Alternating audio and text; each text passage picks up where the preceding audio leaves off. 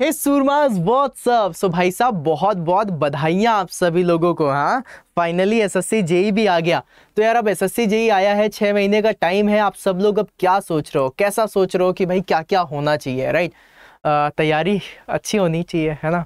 देखो तैयारी तुम्हारी अच्छी है, नो डाउट बहुत अच्छी तैयारी है, बट फिर भी 6 महीने का टाइम है। अगर कोई ऐसा सूरमा है, अगर कोई ऐसा स्टूडेंट, अगर कोई ऐसा एस्पिरेंट है जो सोच रहा है कि सर अब मैं क्या इन 6 महीनों में बिल्कुल जीरो से हीरो तक की तैयारी कर सकता हूं, क्या मैं सिलेक्शन ले सकता हूं, तो हाँ, तुम ले सकते हो। 6 महीने का टाइम मोर देन सफिशिएंट है गाइस, बहुत अच्छे से तैयारी हो सकती है।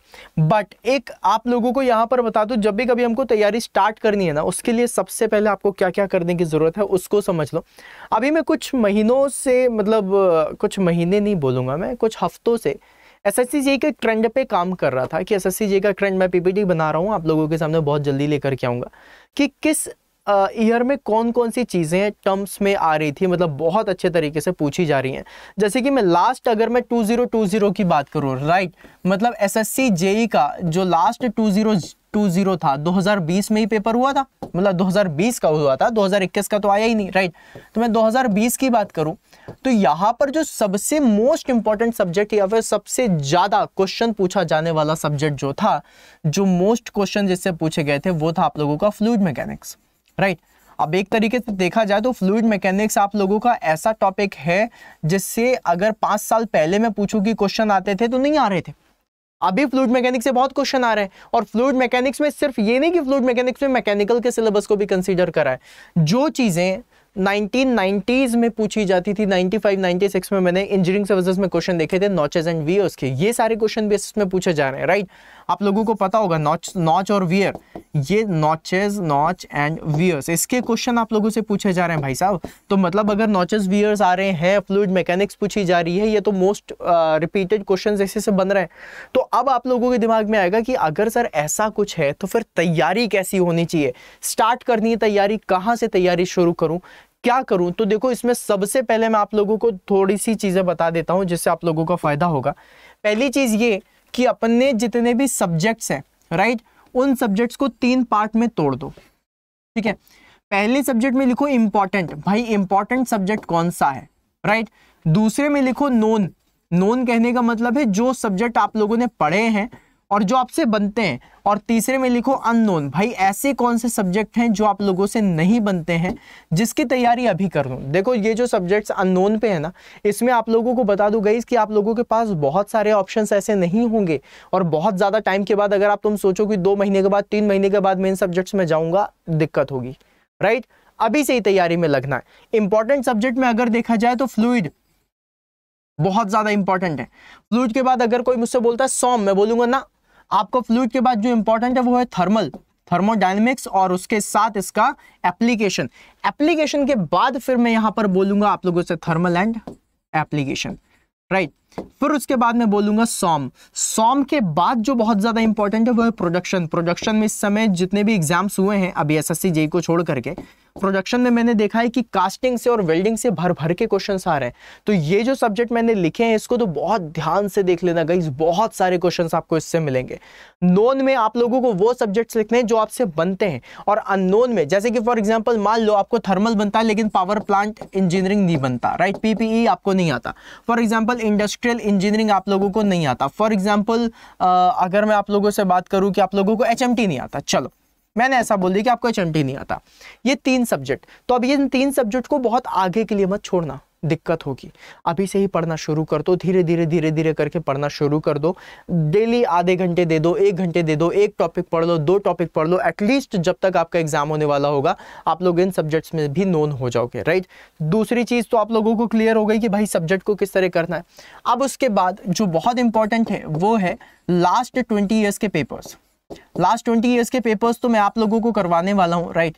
लास्ट 20 ईयर्स की क्वेश्चन प्रैक्टिस, राइट? अब यार अगर देखा जाए तो लास्ट 20 ईयर्स में 20 साल में जितने क्वेश्चंस आए हैं ना, उनमें से 60% क्वेश्चन क्या होंगे, रिपीट होंगे।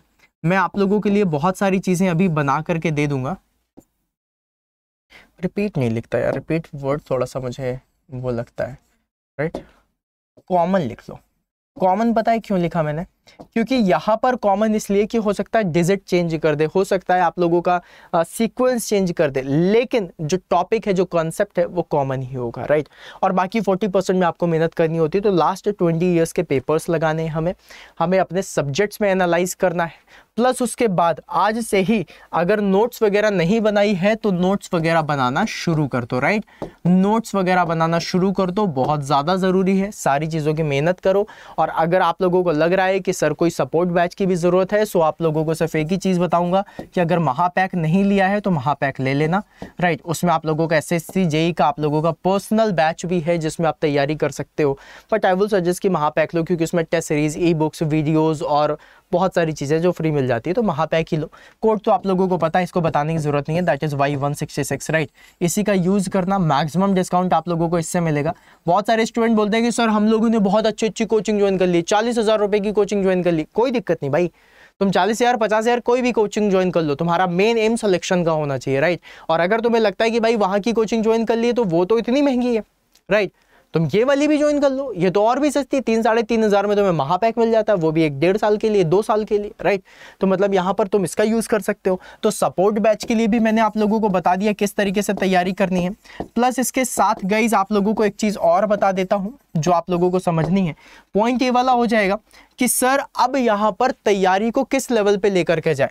तो एक तो तैयारी का लेवल आप लोगों का महापैक, राइट, उससे आप लोगों की बहुत परफेक्ट तैयारी होगी। मैं खुद आप लोगों को पढ़ाऊंगा, राइट, बहुत सारी चीज़ें।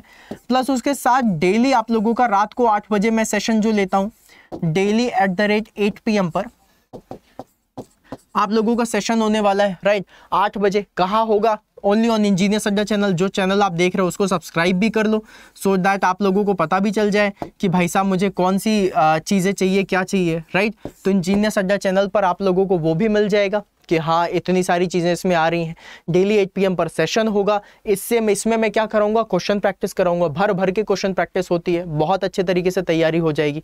तो अब तैयारी में कोई कमी नहीं रहेगी, आप लोगों को बस मेहनत करनी है। इसके अलावा गाइज अगर कभी आप लोगों को कोई भी डाउट है, या तो सपोर्ट बैच से रिलेटेड डाउट है, कोई पर्सनल प्रॉब्लम हो, कुछ भी हो, so this is my mail ID shivam.gupta1, right. मुझे इसमें मेल कर देना, मैं आप लोगों की बातों को देखूंगा, पढ़ूंगा, और जो भी मुझसे परफेक्ट और मेरा बेस्ट सजेशन जो होगा वो मैं अभी आप लोगों को प्रोवाइड कर दूंगा।